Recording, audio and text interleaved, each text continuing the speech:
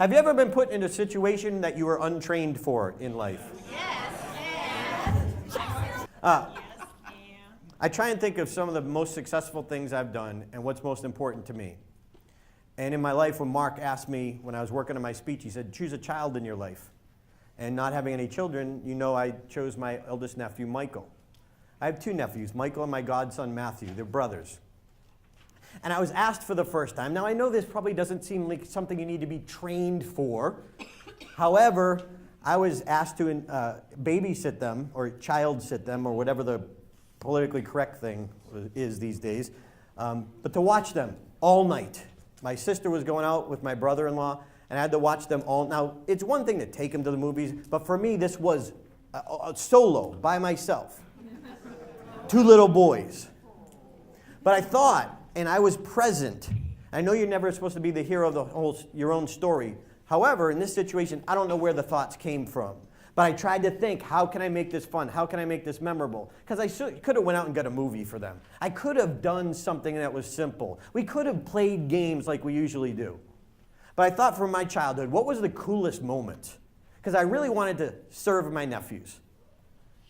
And I got present with them. I asked them what they liked and what they wanted to do. And something they said sparked a memory. That I remember being in my grandmother's house on holidays, and myself and my cousins would go into the bedroom and we would learn how to lip sync, and then we'd have a little concert later for our family. So all the cousins would get there and play whatever the current music was on a little stereo system, and we would lip sync and we would give it our all.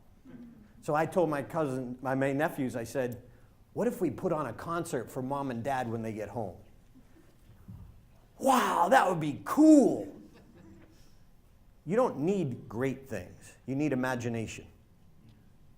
We went crazy. We turned my sister's step for step aerobics into Eddie Van Halen's organ. We turned paint stirrers into microphones, taped to a croquet set, so we could have microphones. My little nephew put on his little shades, little sunglasses, and he was chilling out. He was Eddie Van Halen. We sold tickets to my... I've always been this way. I sold tickets as my sister, my brother-in-law came down after their concert. We sold them tickets. We made up little tickets.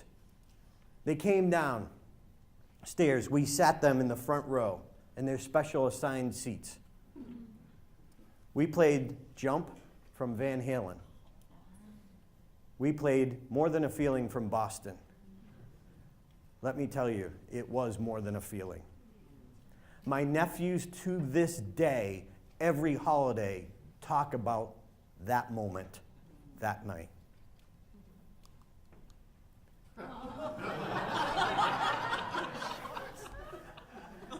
I keep this in my bedroom, these pictures, because they always remind me of it. And Jump will never ever be the same. How about your audiences? Being in the moment is where memorable presentations happen. They don't have to be perfect. You don't have to be perfect. You just have to be present. And when something in your life becomes a challenge, I want you to automatically start thinking, yes,